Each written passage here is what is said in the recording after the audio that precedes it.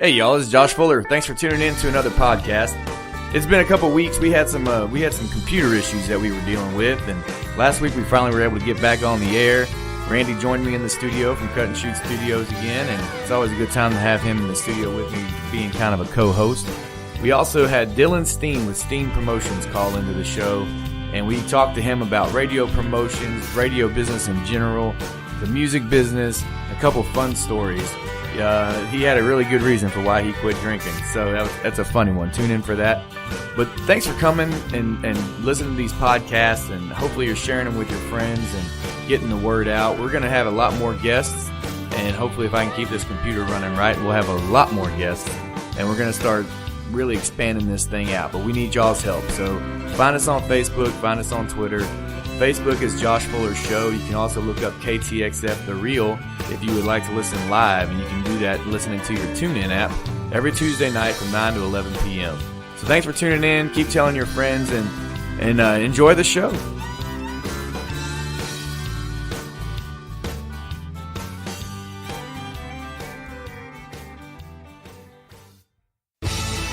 Time for some Texas music talk with me, Josh Fuller, coming to you straight up and hold on. It's time for the show. 6 years ago, I was at college at Texas Tech University. I was active in the Phi Gamma Delta fraternity.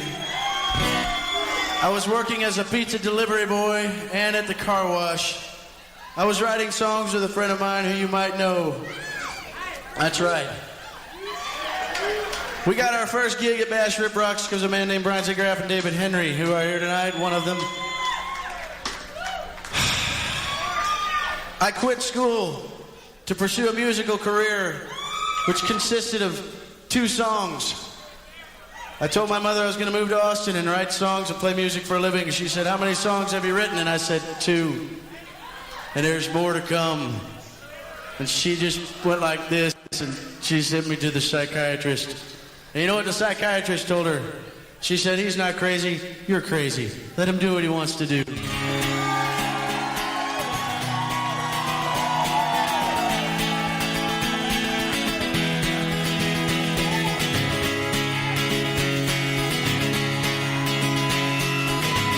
They said, "We don't take your kind. No, we don't want no guys like you."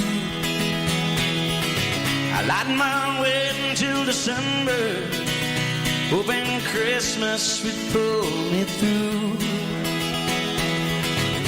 Then I hung around, thinking religion would take its toll. Lord, through no signs, it seemed that no one would take me at all. And then I saw the light on stage, and I said, "Sing with me, oh sing with me, sing all night long, then hold me close till the morning sun comes searching for the dawn."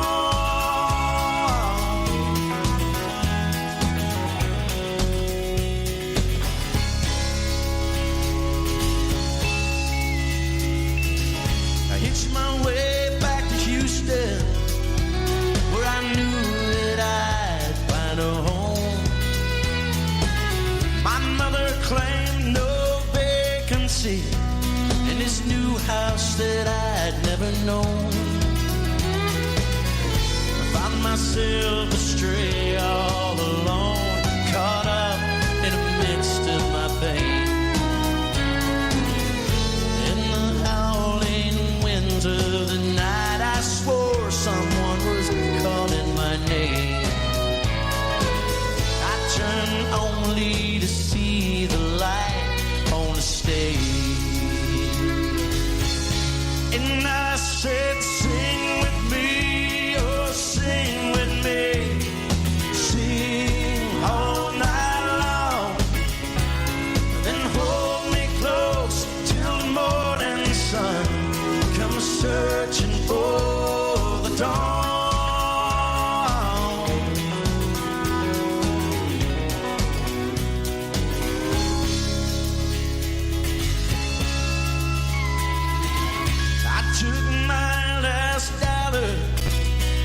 need some change, and I called a friend.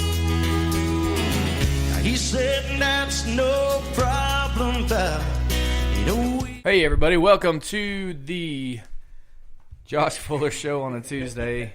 There's gremlins in the machine once again, and I apologize for any of that noise you heard. Playing some really good Corey Morrow music too, and it jacked it all up, and it's not a good thing. With me as always, well, should be always. Hold on a second, Randy. Now that might be better. Yeah, we got Randy Young here with the Cut and Shoot Studios helping me out, and it's been a day. It's been a week. It's been a day. It's been one of those times. But last minute, I was able to pull off a miracle, and I was able to send out a text to a good friend of mine, Mr. Dillon Steen with Steen Promotions. Dillon, are you out there? For some reason, our phone interview skills are waning.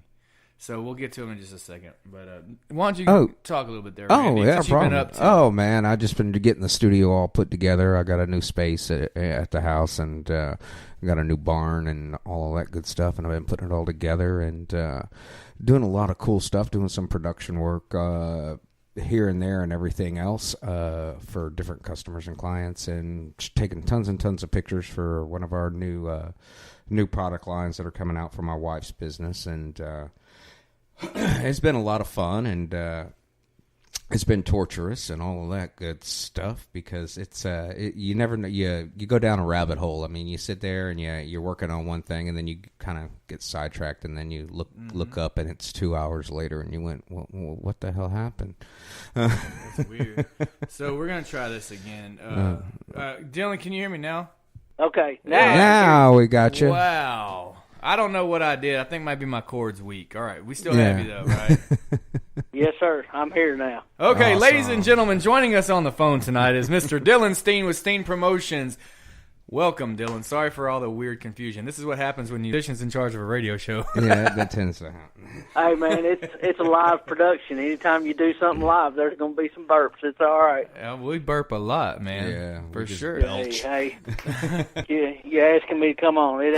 A little bit of burps and hiccups ain't never scared me off of nothing. So. There you go. Well, here's the deal, and I've told you this, I think, via text message or maybe even by phone personally, is that I've never gotten a chance to use you as a radio promoter or a manager for that matter, but I've watched from the outside looking in, and ever since you first started out, or I first started seeing you out there on social media and stuff, I've always been able to just kind of this camaraderie going on. And you kind of came from being not a radio promoter to being one that a lot of people want to use, and you've gotten some results. And I find that very admirable.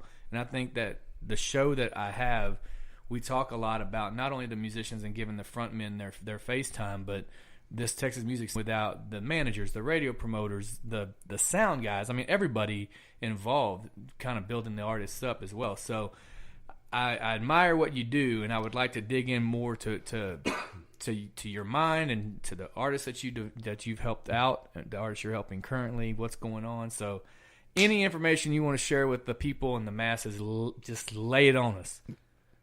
Okay. Well, number one, thank you for the compliments, Josh. And I don't manage anybody now. Okay. I am strictly 125% radio promotions. Short, kind of Reader's Digest condensed version. I started managing, taking care of everything for a band. Basically, the joke was that I did everything except play and sing. And then ended up the first single that I ever promoted was for that band. Man, I don't know, these high-fangled iPhones, that lightning cable. Yeah, it's not the tricky, greatest, man. You gotta watch it, because if you get them damp on one side, it'll take the contact off. So you have to always put it in a certain way. I'm always having to flip it over. I don't like it. Then you need Registry Repair Pro for your computer, because that's a registry error that's probably causing it to do that. Sorry. It's an expensive, really good program. You got the technical brain sitting right there. You need to be listening to what that man's telling. So, Dylan, Randy here is scary smart. Like, we started doing this, and he would just start talking about people on a first name basis. And you're going, well, who the hell? Who? And then he'd say their last name. You're like, oh, you've been talking about that dude? I didn't know you knew that dude. And he knows like everybody's musical. You know Steve Jobs? No. Yeah, exactly. No, I've never met him, but He knows a guy named Steve that's looking for a job. Yeah, that's about There it. you go. There you go. But, that's my line of work right there. Yeah. No, I worked in radio and television for a lot of years on the engineering side, so I got to know a lot of people and promoters too, and everybody else that comes through a station and all of that. So I know pretty much all the good sides and bad sides of the business, and then worked in television and movies and all of that. So I got to know those guys that crossover. Yeah, and, it's got a lot of experience. Awesome. He's a scary guy, and he's a veteran. So yeah. Well, there you go. Best of all the worlds, right? Me there. too. Me too. So. Awesome. What branch are you in? Army. All right. What's your MOS? 95 Bravo. Oh, okay. I was 13 Bravo, so. Yeah, you was 13 Bang Bang. I was the can't spell whip without the MP. Yeah, I know. Well, that's what happens. You get a bunch of badasses in a room. Y'all just want to talk. Yeah. I mean, I just small batch when we or can. Yeah, small batch. So y'all enjoy that. I quit drinking about 5 years ago. Oh, did you? Oh, I'm sorry. Yeah. Well, it was. I found out it was a whole lot cheaper because not only did I save money on beer, but I saved money on a divorce lawyer. So. That always helps there. Yeah, that'll do it. there you go. I don't, I doing this for as long as I have, playing music and stuff, I've drank, as I consider myself, I've drank professionally for about 20 years now. And so I don't get that excited about drink anymore. I do have a drink when we do this show because it kind of lightens the mood a little bit, takes the edge off. But even when I'm doing these shows around town and stuff, I might have a drink, but I don't drink. Yeah. And usually if we're out and if I take my wife out, I let her have free reign of the alcohol and I drive. Yeah. Yeah. See, when I quit, I was putting away a 30-pack a day. So. Oh, well, yeah, you even got me beat. Yeah. You definitely save money that way. Yeah. It was time to cut the nipple off of that bottle. I guarantee. I hear that. So what did you do before music? Oh man. And after Army, apparently. Yeah. Yeah, I was going to say I was in the Army. Then I went to I ETS when I was in Colorado at Fort Carson, and I stayed in Colorado Springs for about 10 years, worked for a check printing company there, and worked in quality control, basically. And then me and my wife at the time, we transferred out to Greensboro, North Carolina, and stayed out there for about 5 years. And I was the chief operating officer of a communications company.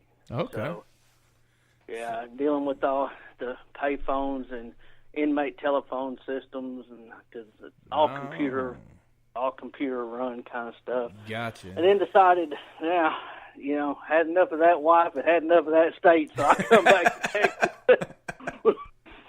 I had enough of her and the job. Yeah, oh man, ex-wives are exes for a reason, I hear that. But I'm lucky. Came back to Texas, and I mean, I've always, I guess, in a way, kind of had my hand in the live music scene, anyway. Because I grew up in the bars, the honky tonks. Because my mom was a bartender and a waitress slinging drinks, so used to sitting in many small smoky clubs listening to bands that, Lord, they wouldn't nobody know them nowadays, but in this neck of the woods, they was a big time. Right, Oh, right. Well, I think every part of Texas has their own little subset of heroes that to that area. Yeah. It's just wow. You don't know who this is, and then the rest of it's like no. Yeah, that's well. I mean, you can tell that even in radio. I mean, when you're doing anything in radio. I mean, Corpus has got its own little network of folks down there, and then you got the Lubbock area, and you got the Fort Worth area, And hell, Texas is so big, though. I mean, my God, it's like saying we've got 5 different states working music in one state, True, because of how broad it is. Yeah. Oh, There's no other state that a musician could go out there and say they're touring and never leave the state and make a living. Exactly. Yeah, that is no lie. There's a lot of guys true. that I mean, you can, everything from, Corpus and Brownsville and then back everywhere up through the valley and then come out. When you do you these, ain't even got to go past the hill country. You ain't even got to go to West Texas. You don't have to. But I know doing those radio tours, man, like you just talk about windshield time. But yeah, you're doing those radio tours and you're like, really? They play music way out here? And it's more than just... Right. And then you ought to see where the transmitters are. Oh, I've seen them. As a matter of fact... You go from like I work with Matt and the Herdsman, and they're McAllen. I mean, you might as well be in Mexico. Right. You know? And then I work with the Tiptons, and they're out of the Tulsa, Oklahoma area. So it's kind of like, whoa, I've spread the gamut here. But the funny thing is, I always get a hard time about this, is I've worked with a lot of folks from South Texas. And I don't know how that happens. I always blame it on Richie Albright because he was the first South Texas artist that I stuff weird. Who the hell puts an H in front of humble and calls it humble? We do. I don't understand that. Well, I don't understand that. You wasted a letter, man. Yeah. In fact, one of the technicians that worked for me when I worked for that communications company, he lived on Houston Avenue in Macon, Georgia. Yeah, in Macon. Yeah, I did rebuilt an AM radio station, the WMAC there in Macon, Georgia. Womack. Yeah, it's crazy. But no, you were talking about the radio transmitter, and I remember going to, I was on a radio tour, and all I had was an address to go off of, and so I put it in my GPS, and of course the signal out there was really spotty, so my GPS was like, all right, here's where you're going. Good luck. I'll talk to you in an hour. And so I was driving one time, and I went down like 3 different back roads and another road, and then, a road narrow enough that the tree branches are scratching my side of my truck. And I get there, and it says, you've arrived at your destination. And I'm looking, and I'm like, there's a tower, but there's no radio station here. It took you to the radio station. And it was like way away from where and so of course I'm having to call the station like, dude, I'm going to be late. I know this is so unprofessional. I'm sorry. You must have been going to Mineola. That sounds about right. You might have been. And yeah, there's a bunch of...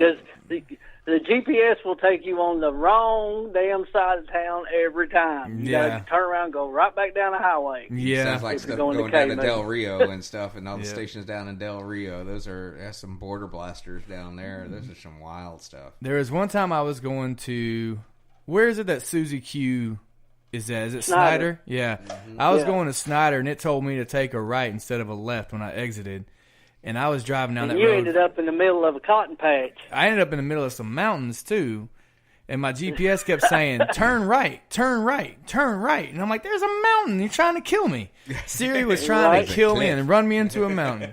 But I sent the artists out to Susie's one time, and they were like, Dillon, I don't think I'm in the right spot. And I said, what do you mean? They sent me a picture. It was a cotton field. I said, I don't think you're in the right spot either. Well, it worked out for me. In Mississippi. It worked out for me because I called Susie to tell her I was going to be late. She's like, oh, dude, I forgot we had an interview today. I'm up at Larry Joe Taylor Fest. I was like, oh. Okay. Well, I guess I'll just... Get me in the gate. Yeah, that's what I should have said. That's what I should have said. Instead, I was like, okay, I guess I drive back to Conroe now. I don't know what to do. Luckily, I had some more stops around the way, so it wasn't that big of a deal. But yeah, those radio tours are pretty intense, man. Yeah, they are. You got to be dedicated to go on radio tours, but they're so essential. Oh, man, especially as important. Especially as a up and coming new artist, especially if it's a debut single. Mm-hmm. Man, so much of this business in general is personal relationships. Yep. And the more you can get out there and meet those folks and put a handshake in between you, it's just better off. It's just better off for the song, for your career as an artist, because you got to look at it from their point of view. You're sitting there with a stack full of discs. Of course, not as many discs nowadays. Yeah, stack of emails. Digitally. Right, stack of emails, and, well, I don't recognize that name or don't recognize that name. It's going to get put aside. Oh, I remember meeting that guy. He was a nice guy. Let me put this over here. I'll listen to this one. Yeah. I see it happening, and I understand it. I mean, with the amount of emails that I get every day, I'm like, okay, let me read the ones that I know I have to read first, and then I'll come back and go through all the rest of them. Absolutely, yeah. So the personal relationships are a big, big part of it, and I always encourage artists, not everybody can, especially with the folks that I work with, they are up-and-coming artists. It's not something most still have a day for job. A living. They have daytime jobs. Yeah. So, It's tough though. Luckily, there's such thing as vacation days. That's like true. Jamie Talbert, I'm fixing to send him out next week because he took some vacation days on his daytime job. Yeah, I had to do that when I was doing it before I quit. Before I quit my day job, I did a couple of radio tours, and it was the same way. You had to work it around. You have to just tell your boss, "Look, dude, I gotta go." Yeah. If you're spending that kind of money on promoting a single and everything else, you can't stop short of the tour. The tour is the right. I think that's right. You may not be able to do a full-fledged 3-week travel everywhere, all over. Right. But you need to get out and at least for a few days and do what you can. Yeah, hit the highlights. Every artist understands that it's important. Sometimes it's just a matter of juggling work, family, shows, et cetera, et cetera. So I absolutely loved it. In fact, the reason I'm doing this radio show is because ever since that first time I got through a successful radio tour, I was just like, man, I love being on the radio. I love talking on it. There's something about it. I like being on the radio, maybe because it's another microphone for me to be on front That's of. all it is, man. You just got to be in front of that Right. mic. But, and I'm sure that the radio, the promotional purposes, process of it is changing a little bit because everybody's releasing just singles after singles. There's not that many albums coming out. There might be an EP, but mostly it's a single. So they're having to hit these radio stations more often, more frequently, because they don't already have 10 songs in front of them. You're going for each one of them. Do you see that with your artists? Are you seeing a lot more people that are not releasing full albums? They're just do a single or do an EP. I see a lot of EPs. Luckily, I don't have folks that are really single driven yet, and I'm not real big on the single. It's single before you release an album, but that album better be being worked on. At least an EP. Well, no, because you're not building up to nothing. Right? Yeah. No. Singles drive album release, and if you release this single and say, hey, it's off of the upcoming album, that just starts making your fans hungry. Mm-hmm. Everything's a domino effect, man, and a lot of people don't understand that. But you've got to build up for what's going to be your next step and your next move, and you better start preparing for it before you even take your next step. That reminds me of a Jerry Clower joke that was talking about how this guy was a marketing genius and these people hired him to be, I don't know if they hired him or whatever. Either way, but this guy was claimed to be this marketing genius, and everybody's like, all right, prove it. So he puts up a billboard and it said, here it comes. And then a week later he changed it to, it's coming. And then a week later he changed it to, it's almost here. And then the next day or the next week he changed it to, there it went.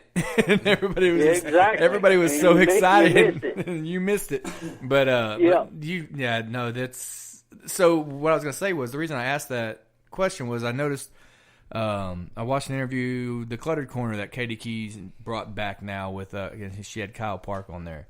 I think it was the interview with Kyle Park. It may have been a different interview, but he talked about how I think he's released 5 singles before, and his album is coming out now. But it was the first time he's ever done it, where he's released 5 singles off of that album before actually dropping the album. And so, and you saying, if you're anticipating, and that probably took some guts on his part, because after he released 5 singles, you've already heard the album, Well, and we've heard a lot of our guests and a lot of people that we talk to, they're releasing singles. I know one of my friends, he's got 52 singles. He's got 52 songs. He's got 52 songs in the bag, and he's releasing one a week. Wow. But he also has a name that people recognize. Yeah, but, it's still, it hadn't been heard in a long time. That makes it a little bit different. Yeah, it still ain't been heard in a long time. The songs are really good, don't get me wrong, but it's... But he's trying to be unique. He's trying to stand out. He's trying to have an edge. But we've had a lot of our guests saying that they're, that it seems like the single, releasing just singles, just songs, to getting them out there is kind of where they see the economically. That's all most of us can bear. I guess it's more economics than it is what the radio platforms and the charts and everything else that are looking for. I try not to have many regrets, but when I did my the last chance I had to record an album, I did a full album. I could have done an EP, and had a lot of money left to make sure I could promote every single song that I recorded. Instead, I went with the full album, and my budget only allowed for me to do about 2 or 3 singles off of the album. And so I think a lot of people are going now with, okay, investing in myself. It's just not possible. But I can't invest in one single and one single promotion at a time. I think part of the thought process there too, though, is, I mean, how many full albums, is every song on their radio play? Right, and that's I like a lot of damn music, but I'm going to tell you that not every one the of them's stack a of single. albums that I have, even from my younger years, I'd be hard pressed to find an album that every song on there would be radio playable. I got you. Yeah, I agree with that. You'd be hard pressed to find an album that has 3. Yeah. Right. Radio Well, and that's why I was playable saying, like, tracks. I try not to have the regret thing, and I don't regret what I did with making the full album, because I would have gone in the studio, recorded a 4 or 5 song EP, and then I'd have spent the rest of my time going, well, what if this song would have sounded better recorded than the one I recorded on? You can never, you just have to live in the moment. You have to live in the moment and have faith in your decisions. But yeah, I see why a lot of these people are just coming up, and they just have barely what they're making at the shows. They really just don't have anybody behind them money wise, and they're doing what they can. And I encourage that too.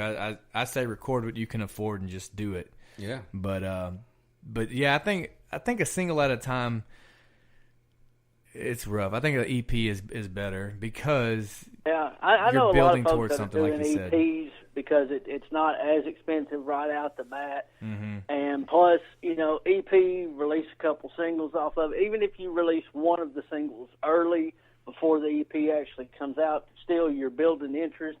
Mm-hmm. And if you release 2 or 3 off of that EP, perfect world is you've built up your fan base. You're getting more. Perfect world, you're getting more financials coming back to you. So when you go to record the next thing, you got a little bit more pocket change. Absolutely. Yeah, you're booking more dates, and it still comes down to dollars and cents. You're not. The artist ain't making a whole lot of money off of airplay. They're making it on those bookings and all of that, and then selling merch and all of that good stuff is where their the dollars come from that they can reinvest and to record more. Right. Yeah. That's what it comes down to. Any business model, you gotta hopefully spend less than you're bringing in. Any artist, and I've said this as long as I've been in this business, any artist that doesn't treat the music business like a business is doing it wrong. Oh, right. That. Yeah, because if you think that you're going to be in the music business and you're just going to do it as, this is a fun thing, well then don't invest not that you're doing it wrong, but don't invest your whole damn life savings into something you're only going to spend a day or 2 on a week. Right. It's a business. And that money that you're making off of merch, because merch is a good turnaround profit if you're doing it right. Yeah. Don't go blow that at the bar. Turn that back into the band fund and turn it back into, do you need to buy more merch? Do you need to put some money in the band account because we're saving up to make an album? Mm-hmm. Too many folks just don't look at it as a business, because you have to handle the financials as well as everything else. Yeah, it's rough, man. But you're putting a bunch of not everybody has the mind for business. Mm-hmm. That also that does have the mind to be an artist, and that's what's weird. But then you hear stories about people that are just business gurus, like Kevin Fowler and everything, where people are like, that dude ain't no idiot. He puts on a good show about being a country bumpkin, but he's smart, And exactly. And so you gotta do it, Yeah, there's. I mean, seriously. I mean, if you look back, and Kevin Fowler's a good example. He's a prime example of knowing where your money is. Right. Because if you look back at Kevin Fowler's old music, I mean, look at If These Old Walls Could Talk, mm-hmm. compared to what he's putting out now. Okay, the substance of the song, the real feel you lyrics, God dang, this song means something, was the older stuff. But he knows where his fans is buying it. Yeah. And he's one of those that has not abandoned the formula that worked for him. Like, he still has, he still does some stuff but that's not what goes out on the radio. What he knows, yeah. And I was listening to an interview a long time ago. Phil Pritchett is the guy. He produced my first album, and he also used to do podcasts. And Right. I was I just know. a huge fan of Phil, but he had, I always forget his name now, but he had an interview with a guy that used to run Mustang Music Group or something way back in the day, and can never remember his name. But he was talking about how he doesn't understand how these artists go out and they get successful and they have a certain sound, a certain style or whatever, and people are buying it. They're digging it. And I'm talking about people way bigger than me. And he says, and all of a sudden they just come out with an album and like, I want to do something new and different and artistic. And you're like, why would you do that to yourself? Stick with where the money's like at. the Garth Brooks and Chris Gaines. Yeah, well, there's that too. You for know, sure. there's that. But there's been a lot of them that have, a lot of the artists I've met over the years and dealt with, they still play the good old stuff. Yeah. They know what brings them to the, into the show. And then, hey, you slide some new stuff on them, and Sure. you warm them up to some new stuff, and you Yep. keep them fans, and you keep them hungry for something new. I got some friends back in Florida that I've known over the years. The last Allman Brother finally got out of prison, and they formed a group again. And Gary got out of jail and band cleaned back together. Literally, they did. It's called the Allman Gold Fleece Band, and They're on a mission from God. Their new album drops on Saturday. So That's awesome. Well, I think any artist too evolves though as time goes along. Absolutely. Different See, things. I was going to say that. Most yeah. artists write about real life experiences, so it's different than what you write about at 30 when you're Got a married family, and have yeah. a child. I'm It's different. So do some people sell out? I hate that terminology I do for one too. thing. But does their music change? Yes, and I don't know that it's because they looking at the dollar sign change. I think it's just that their surroundings and everything they're experiencing changes. Oh, but yeah, absolutely. But like absolutely. you said, Randy, you introduce it a little bit at a time. And your fan base is going to, grow with you and change as an artist does too. So that's just something that you've got to ever have your ear to the ground on. Absolutely, you yeah. know? Well, your fan base ages with you somewhat, and then and if you have the ability, like you can look at like Cody Johnson, for instance, like he's got that high school college girl scene going, and so his fan base didn't necessarily get as old with him. Now he's played with Cody way, way, way back in the day. Him, Scooter Brown, Ward, all of us, we all had an open mic night here in Conroe that we used to go to together. And I didn't realize Cody was so young back then because he's still 30-something. And I'm like, Right. and not by much either. He's only like, I don't know if he's like 32 or something. But he's a way, when I saw how old he was in some article or something I read, I was really shocked because I was like, dang, I've been playing with that boy since he was at least probably drinking at 19 when I was playing shows. Well, and, But- and again, that's why I always hate that terminology overnight success, because nobody understands really how much time has gone into it. And I can tell you the one artist of mine that proves that to a point is Natalie Rose. People look at her, she's 23 years old. People go, God dang, she got a top 10 single at 23. I met her when performing for 19 years. Yeah. So don't think that's an overnight success. I want to say I met her at Rocket Cafe one time when I was doing one of those Ranch Roadhouse shows. She probably did. And I think she was just there, not performing. And I met her when she was only like 16 or 17 then. So, yeah. That's, like Kenna. I've known Kenna since she was 14, maybe even 13. And I've known Presley Lewis, a bunch of other, and just a bunch of these other people since they were so young. And they're still so young. Right. But I know how long they've been playing. I know how hard they've been working. I know who. Right. So the overnight success, nobody need to say that unless they've been sitting beside them on the couch the entire time, knowing Right. truly an overnight success or True. not. And as far as the selling out thing goes, man, I'll tell you what, I've been to Las Vegas a bunch of times. And in Las Vegas, whenever I hit my cash out thing and I get my little piece of paper, I always go to the window and I get money for it. I don't bring it home and show people what I could have made. I've put a lot of time and effort into my career over the last 20 years. If all of a sudden I got paid to do it, it doesn't mean I sold out anything. It means I cashed in. You know what I mean? Exactly. And That's what I'm talking I about. hate the sellout phrase. I hate it. My dad's used that my whole life. Just don't ever sell out, boy. Don't ever sell out. It's And not selling out if you're in the business to make money. Yeah. You figure out the The only formula to time make the only money. time I see it selling out, really, and even then, it's really, I don't know if it's so much selling out as it where your priorities land.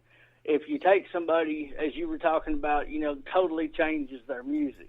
Music's going to change. It's going to evolve as you age and such. But if you go from doing traditional country to somebody waves some dollar bills in front of your face and all of a sudden you're doing hip hop, well, that's all about the money, because you're not sticking with your style. You're not sticking with what the music that you really believe in.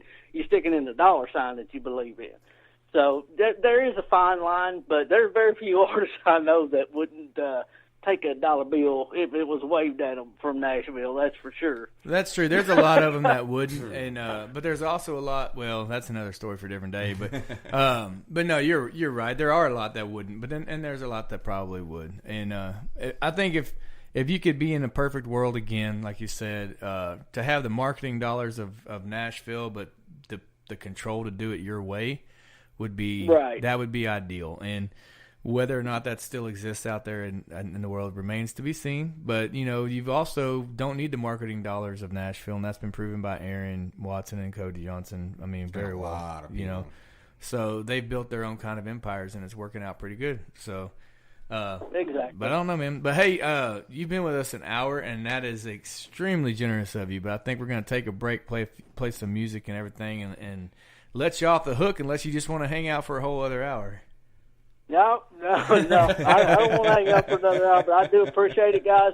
Randy, it's real nice to get to talk to you, too. It's a pleasure. Josh, holler at me anytime, brother. Yes, sir. And, hey, if you got any of your people want to, if any of the artists you're promoting right now want to call in, whatever, feel free to let them know what I'm doing here. And they can call in. It doesn't even have to be during the live show. I can do some pre-recorded stuff, and we'll play it at a different time too. So just let me know. We have options. I'll let them know. Do me one favor though, Josh. Before you sign off for the night, just let folks know my website, because that's where they can find out about the artist. And that's what this is about. I'll repeat it, but you tell them right now. It's www.steenentertainment.com. 2 E's. Steen, Steen, entertainment.com. You got it, man. And I'll give them your Facebook and Twitter handles too before we leave for the night. Okay. Sounds good, brother. Right, I sure do appreciate it, Josh. Thank you, buddy. See you. All right, take it easy. You bet. Nice talk to you, Randy. All right, take it easy. All right, bye. It takes a lot of thought to write a love song this special. My baby loves me when I'm stoned, as long as I find my way home. No, my baby, she don't care about the songs I sing, the clothes I wear. Loves the late night calls on the telephone.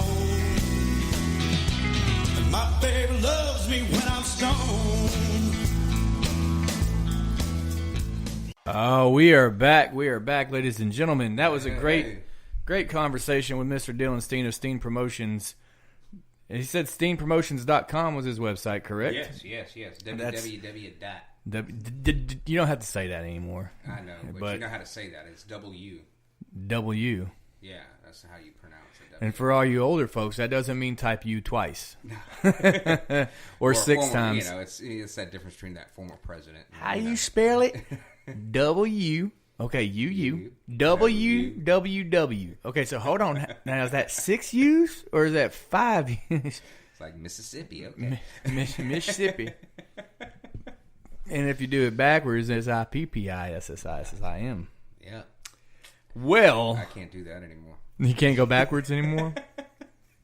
Life's about moving forward, not backwards, so we're good on that. I have to stop and think. That doesn't work, man. Carry on, man. Carry on.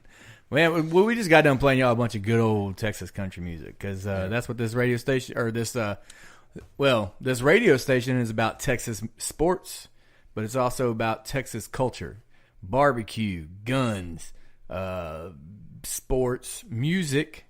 And so, luckily, they give us a spot on this radio show to talk about the Texas music part of it. And we're happy to do it. I've been playing Texas music for a really long time, and I've gotten to meet a few people, and I want to meet a whole bunch more. So hopefully we're going to keep getting more and more guests on the show now that we have the current technology of being able to call people instead of making them come in. Yeah.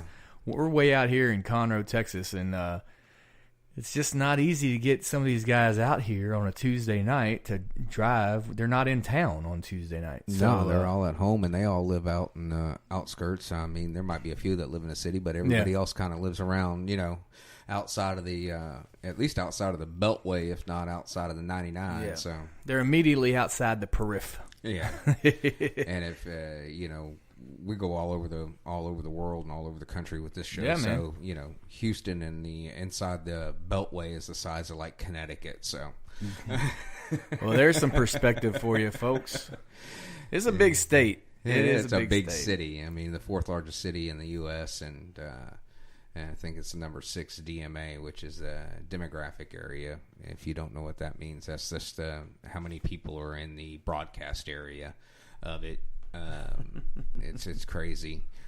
We'll be number 3 on the next census because everybody left Chicago, including Jesus. So, yeah, well, yes, he's down on the other side of Houston. I was looking through my reading list and see if I hadn't saved any articles lately, but I know there's plenty of stuff going on out there in the world of music. And I was so worried about getting Dillon on here that I didn't even start browsing the interwebs. But we need to check in with Texas Music Pickers at some point. Yeah, we need to do that. I perused that earlier, and then I did see one article that popped up. George, King George got the Citizen or Texan of the Year again. Texan of the Year again, yeah. I remember seeing that today, and then a couple of people got bumped off the list of up and comings because they were on there for 12 out of 24 weeks or hit the number 1 spot for 12 out of 24 weeks. So they got rotated some. I can't remember the names off the top of my head, but I was listening to some of them in the background. I was working today. I clicked on Spotify and they got their playlist, and I was just letting it run. And there was some some interesting stuff out there, something. And then, some of it's good. Some of it's, okay, hey, good try, let's good try. Good try. Here's your cookie and orange juice. Just not my bag. It's right. just, it just didn't, catch me. But if you like it, man, vote on it. And it helps those guys out a lot. And it helps that Spotify list and, how music in today's world's working. I'll tell you what, I mean, it's, for lack of a better phrase, it's a popularity contest, man. I mean, the musicians, the artists need the fans. The fans need the music. What's that? I think it's an anonymous quote. I may be wrong, but there may be a name that I'm not giving proper credit to. But it says, some days you need the music. Some days you need the lyrics. Mm-hmm. And that's just the beautiful thing about music. It's not always, about the lyrics. Sometimes, and I think some of the greatest songs out there, Shameless comes to mind by Garth Brooks. Shameless comes to mind because, yes, it's a well-written song. But if they would have screwed up the music behind it, it wouldn't have worked. The music brings that song to life. Same with the dance, actually, if we're going to talk about Garth Brooks. But one thing is the challenge that I have when I write a song is, yes, I want the song, I want to sound like I know what I'm doing when I'm writing a song. I want the songs to tell a story. I'm still in the vein of songs should tell stories and stuff. But I don't want to waste good lyrics on crappy music either. So then there's that pressure of making sure the music is the perfect garnish for the entree, Oh yeah. When you get down to the production of it and you get into the nuts and bolts of how that music goes together, and I really got to see that firsthand and what the musicians do with the artist. Because a lot of times when you go into record an album, it's not the band that you hear out on the road. These are professional studio musicians in Nashville that they are the best in the world. Right. And they're at the top of their game, and they come in there and you're paying them not only to play, but to put their 2 cents in. Right. And when you go into the listen down and you're listening to the scratch track or the demo track that the artist did or the writer did, to sell the song, and they'll sit there and they'll go, okay, they got a couple of lines of music on the sheet, and then they'll go, oh well, let's change this, let's change that, and then whoever the band leader happens to be will go, okay, let's try it like this, and then like this and like that and like this, and then you also have the recording engineer and then the mix and mastering engineer, which a lot of times is the same person. Yeah. That has a great deal of input into that. And the songs that you were mentioning, it was all Bob Bullock that did that, and who's who we worked with as well. See, there you go with that. More knowledge than you expect Randy to have. Yeah, we need to have a segment where we go, what's in Randy's brain? Stupid questions with stupid answers, right? Yeah. No, not necessarily. Not stupid, but just random questions, and I might have the answer, I might not, Well, let's switch veins a little bit, or lanes even. Yeah. We'll switch lanes. So I missed talking about this last week, but it's still just as cool. But we had just finished up Rodeo Houston a couple weeks ago, right? And so congratulations are in order for Texas's own Cody Johnson, of course. Yeah. First independent artist, non-signed, non-label signed artist to sell out the Houston Rodeo. And I don't care who you are, that's pretty damn cool. Not a single musician out there hasn't sat there and gone, my goal is, or when they give you that list of what are your top 5 venues you want to play, NRG Stadium, Houston Rodeo is on everybody's list. I mean, at least everybody I know.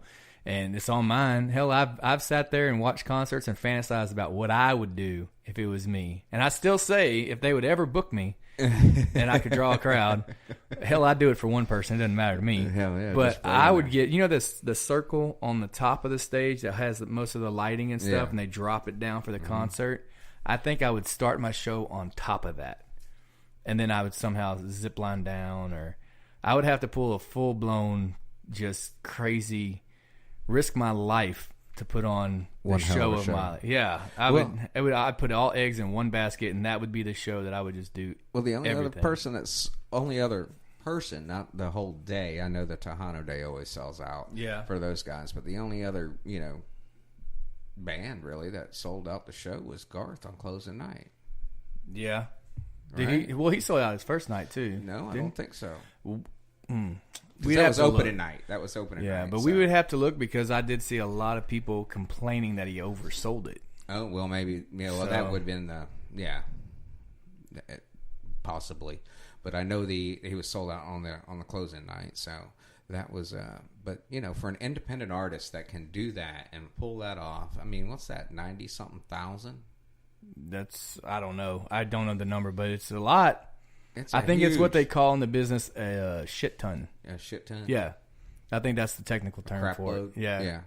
Yeah, or crap load, I guess we could say. Either for the way. Kids. We'll edit. Don't worry, folks. We are going to edit out crap load. Yep, exactly. Well, here's some more news from Katie from Key Music News. Oh, okay. Yeah, she doesn't pay me to say this or anything, and but I like Katie Key, and I support whatever she does. So she has on her keymusicnews.com in the latest news section that it is time to start talking about the 63rd annual Luling Watermelon Thump. Ooh. Yeah. Oh, Luling. Now, I played a watermelon festival, but it wasn't in Luling. So that I know of. No, it wasn't in Luling. It was like Hempstead or something. They had a watermelon crawl or something. But anyway, so Tracy Bird obviously has a song about the watermelon crawl. Oh, yeah. And a lot of people are going to be doing that after the Luling Watermelon Thump. So that's it starts on the 23rd of whatever 6 is. Jan, Feb, March, April, June. May, June. June 23rd. And in the liner notes, we will mention that Josh did count on his fingers how to get to that month. So, yeah, June 23rd it starts, and they got the Texas Unlimited Band, and that one's free for everybody. And then on Friday, it runs Friday and Saturday as well. So on Friday, they're going to have Rotel and the Hot Tomatoes. That's a great band right there. Oh, that sounds fun.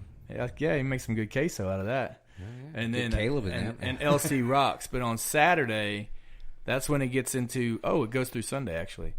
Saturday, they got the Hunter Ray Band, and then William Clark Green, and then Jason Boland and the Stragglers are going to headline that night. Oh, there you go. Oh, some Jason Boland now. And then Sunday, the headliner is Gary P. Nunn, opened by Lance Lipinski. So it's a pretty good roster, man. Yeah. So those folks out in Luling are going to have quite a day. So if you want to find out more information about the Luling Watermelon Thump, Go check out Katie Key's music blog, keymusicnews.com. Yep. And she's on Twitter and Facebook and stuff as well. Oh, yeah. She's all over the place and always putting out good information and passing good stuff along. And then I see on Texas Music Pickers, they got one Picking and Peeling, April 28th and 29th.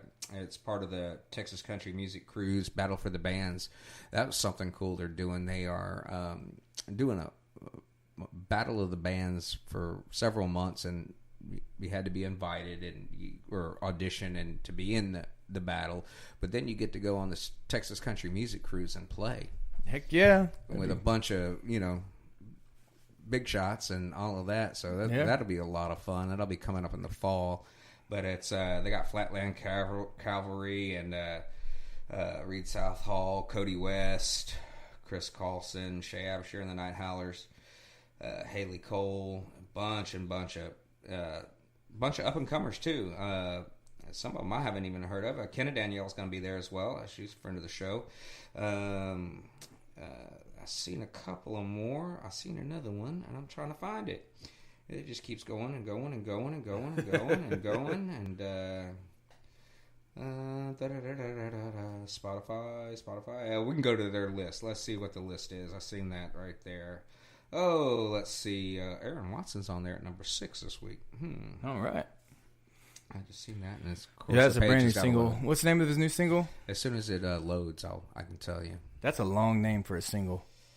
As soon as it loads, I'll tell you. Somebody needs to write a song called Buffering. Buffering. I'm buffering.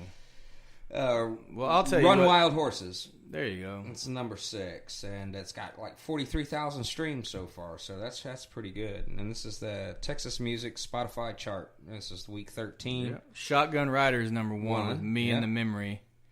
And then, you got Cody Johnson, Half a Song. Yeah. So that's how you know you've made it, when you can get number 2 with just half a song. That's right. Yeah. I mean, heck yeah. Parker McCallum, I like that. Hell of a year. Yeah, that's good. It's been a hell of a year.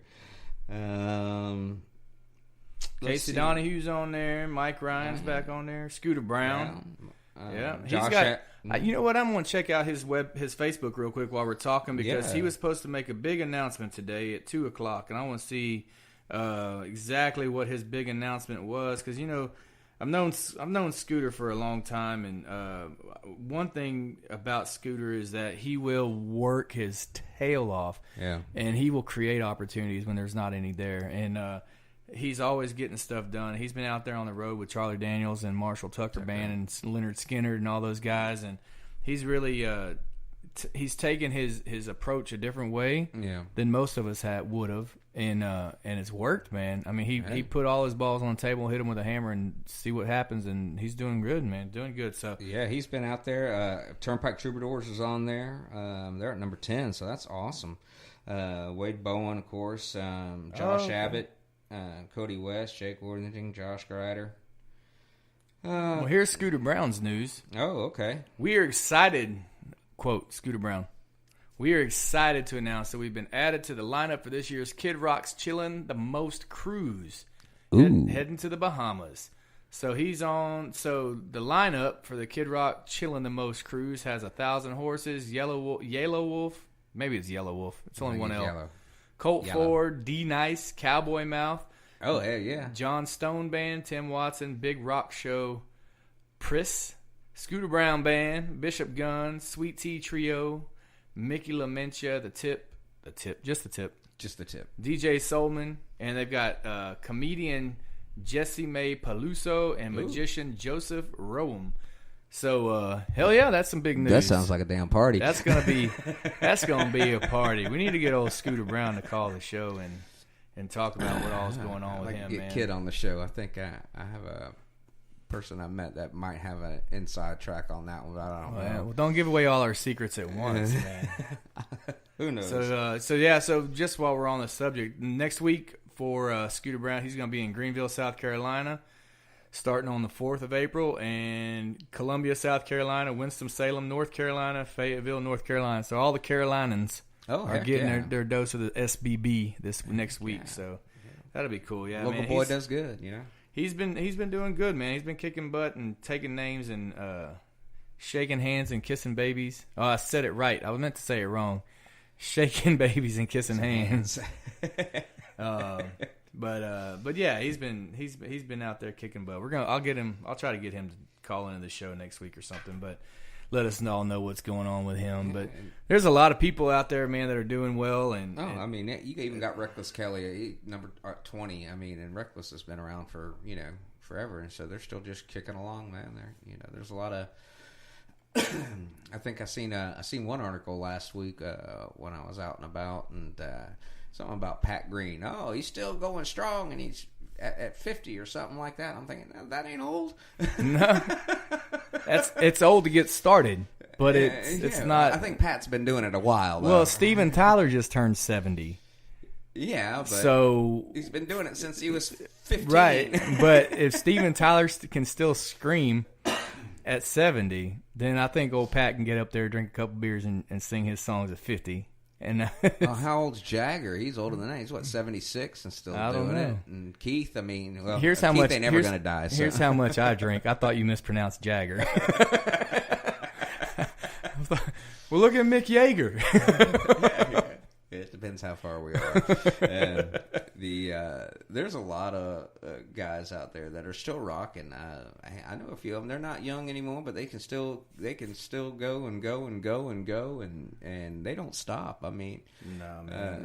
Mickey Gilley, he rolled the car 3 times down the freeway, and still 3 days later he did a show at RCC. No, John Conley's still out there making pretty music. Yeah. Sounds just as good as he ever did, His band still has the original equipment they did back in the day. His drummer still got the aviator cans on his ears for monitors. It's pretty awesome. He's got the old twisted phone cord that goes down. If it works, man. Why change? Why change now? Hell yeah.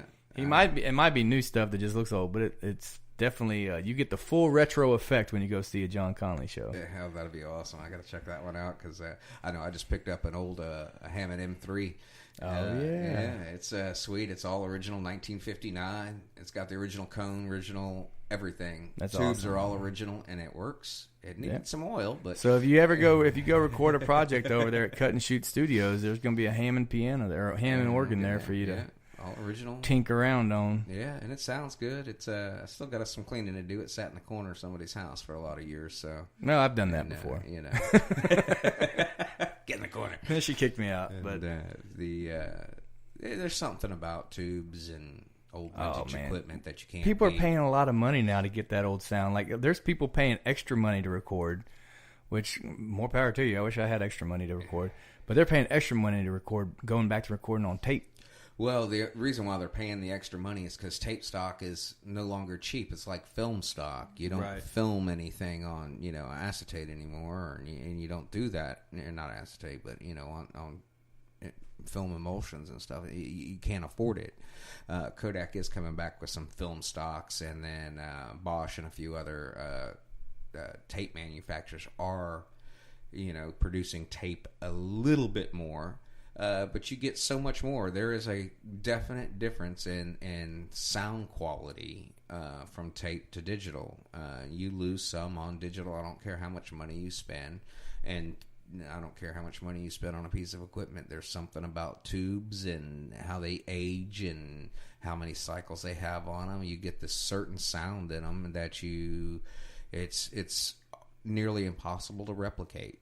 Right. Yeah. No, it's kind of like how, you can record, you can go, like my first album, we went in and we just recorded it all together at the same time, the same way we'd play it at a show. And something's still missing in the energy that you would feel from the show. And a lot of live recordings, the hardest part. Now, the live from Billy Bob's Texas is, they did it. They figured it out to where you could hear the energy in the show. Yeah. But there's still a lot of live recordings. I know I tried to do a bunch of live recordings, and at the time we were playing, we know it was high energy. We knew we had people there. They were listening. They were jamming. They were having a good time. Every song you played was their favorite song, and it was just it should have come out beautiful. But then you hear the live recording, you're just like, huh. I mean, it's good, but you don't feel that energy to it. And I think that's what you lose. You don't. There's a lot of those little bitty subtle things in all the that happen live that the digital just doesn't pick up. We try too hard to clean it up. It makes it too nice. Well, and that goes to the process too.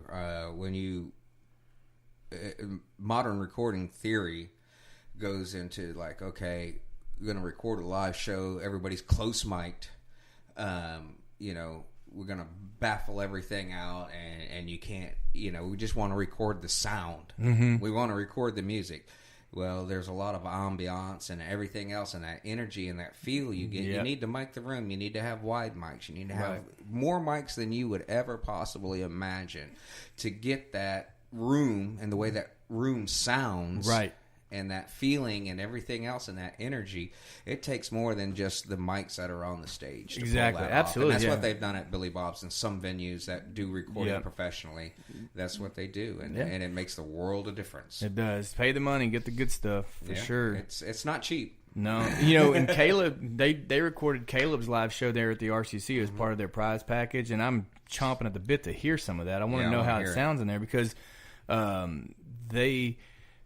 You gotta remember, I was there from the beginning, and they've really worked hard to develop that room and make it sound good, and it does when you're there. It sounds good, and you got to figure out how it sounds recorded. Mm-hmm. But each room is so different. That's why there's some certain artists have their favorite venues to play, not necessarily because of the people that come, but because of how it sounds. Yeah, and I like the Do-Si-Do thing. A lot of people like Do-Si-Do.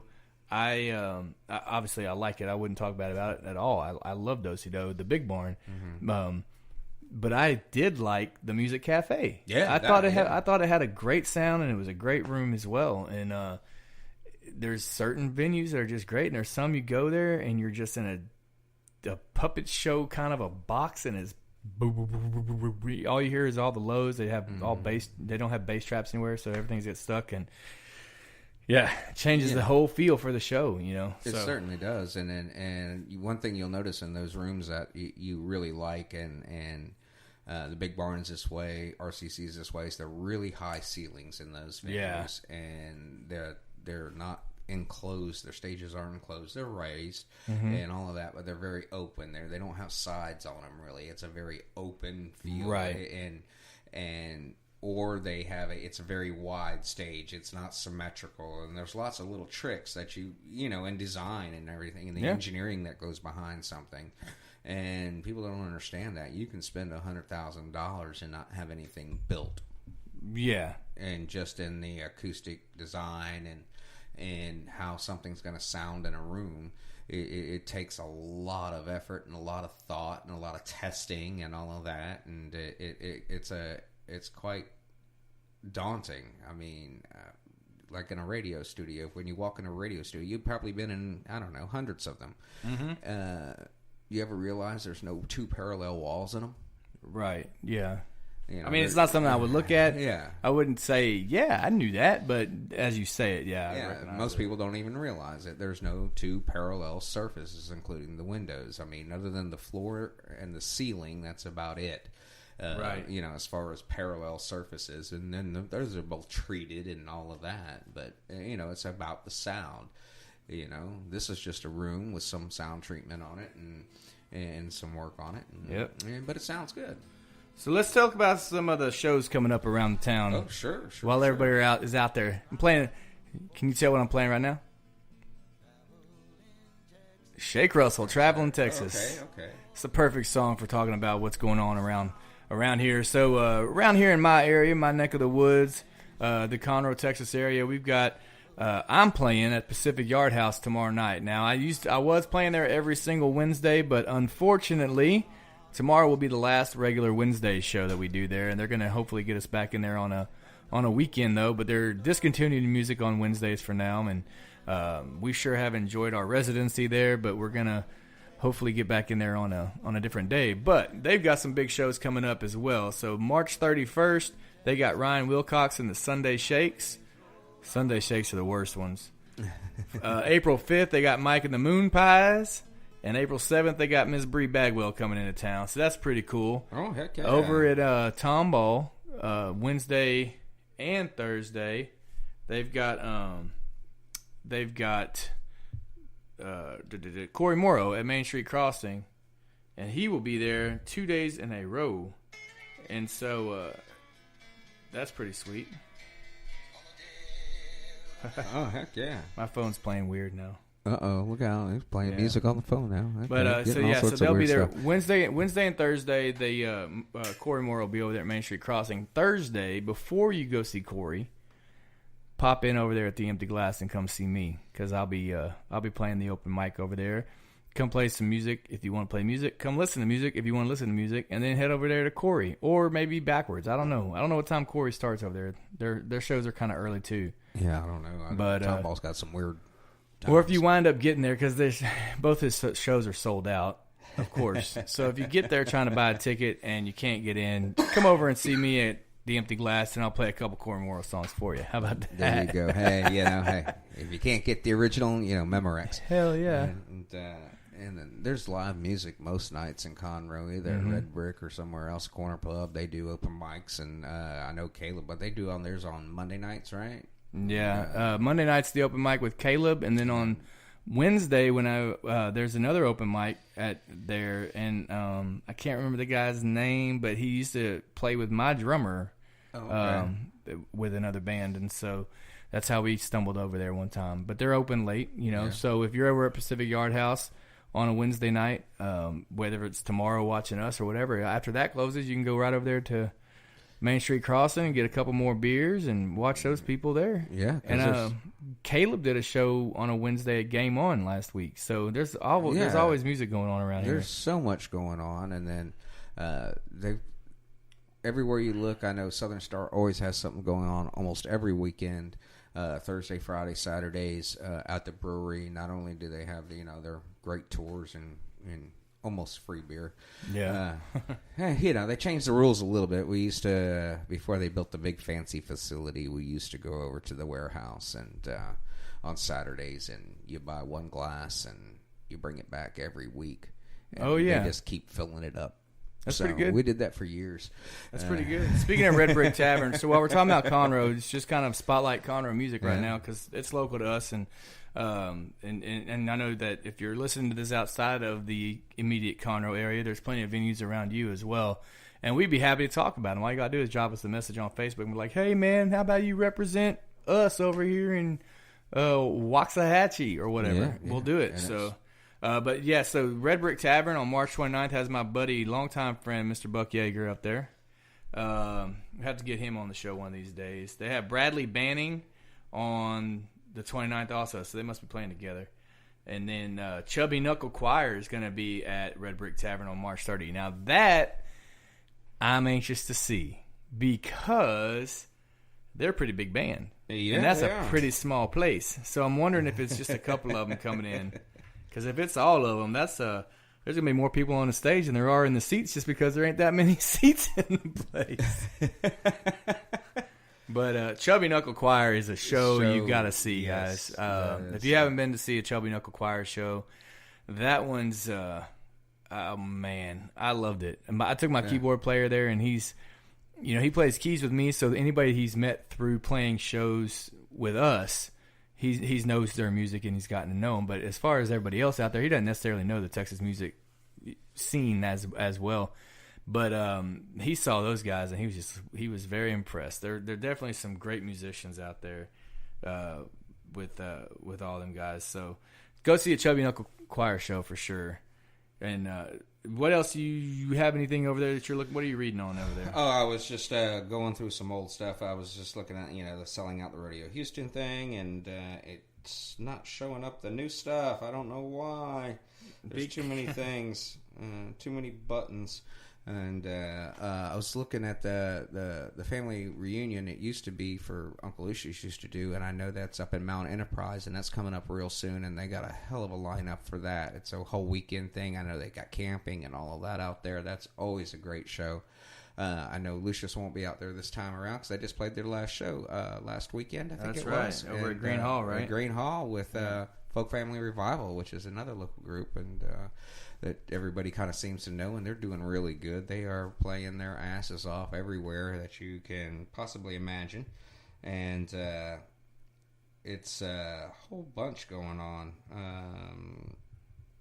let's see. Of course, nothing wants to show up where it should. Isn't that the way life goes? Yeah, what the hell with Facebook? You know, it's kind of like, where did it go? They just want to sell me,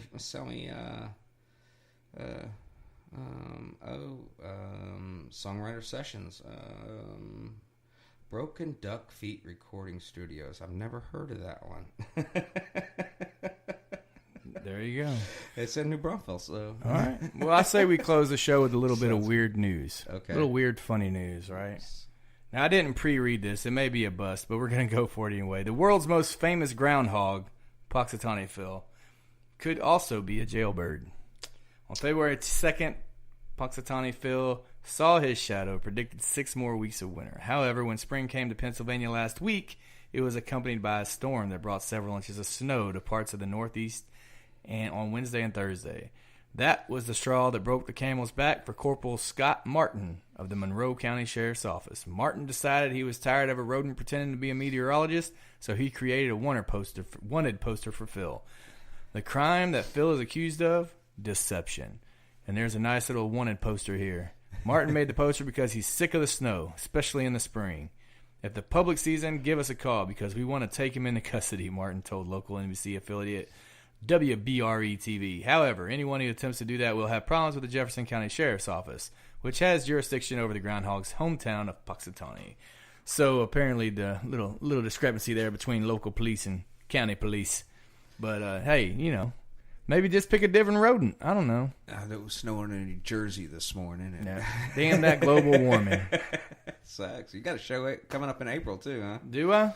Yeah, I'm playing with Mr. Ted Cruz on April 2nd. Yeah, I am sure down there at the Redneck Country Club, and then we'll be down there again on. Is that an open? Do you have the information on that? Is that open to public? What is that? It just says you're invited. Join us at the Redneck Country Club on Monday, April 2nd, for the 2018 kickoff campaign. Campaign kickoff for Ted Cruz. Yep. Sweet, man. Well, we don't get too political on this show, but I tell you what, I really was rooting for Ted Cruz, and it's an honor to be a part of his campaign kickoff. It's going to be a lot of fun, and it's always an honor to be at the RCC. We're going to be down there again, full band, on April 20th, so y'all can make your plans now. And if you've ever wanted to go to the RCC, now's the time to do it. Go check us out on April 20th at the Redneck Country Club. It's always going to be a good time, and man, I don't think we have anything else we can talk about tonight. We'll save it for a later day. Yeah. But we got some exciting things coming up on the show, some new strategies and some new plans and some fun stuff. And we're going to get more interviews from the artists that you know and love. But we need y'all's help to spread the word about the show. Like the Facebook page, like my Facebook page, Josh Fuller Show. Also like the KTXFDB, the real Facebook page, and our Twitter accounts, respectively. And the more you guys can get the word out about us and that we exist and listen to us, the more we can all have a lot more fun together. And it's gonna be a good time. We definitely enjoy doing what we're doing, and the more people that are listening, the better, right? We don't want to just talk to ourselves. Yeah. And one last time, if you'll go to Twitter at Dillon Steen, that's 2 L's and 2 E's. Dillon Steen, at Dillon Steen. You can go to Twitter and follow all the stuff he's doing and all his amazing artists. He really has a good ear and eye for these people, and he seems to find Dillon, if you're listening. He seems to find very humble people and very talented people to work with, and they always, I don't know, just got good vibes about that guy and the people he works with. Is really cool. And then on his Facebook page, just look for Dillon Steen. No, look for Steen Promotions. Dillon Steen's his personal page. But go to Steen Promotions on Facebook and like him, and then go to steenpromotions.com on the web. And that's with 2 E's. That's with 2 E's, 2 L's. No, Steen Promotions doesn't have any L's. Doesn't have any L's. It's getting late. My whiskey's empty. I guess that means it's time to call it a night. But thank you guys for hanging in there and listening and being our friend. We will see you guys next week. Damn, that's pretty good. Bye, y'all.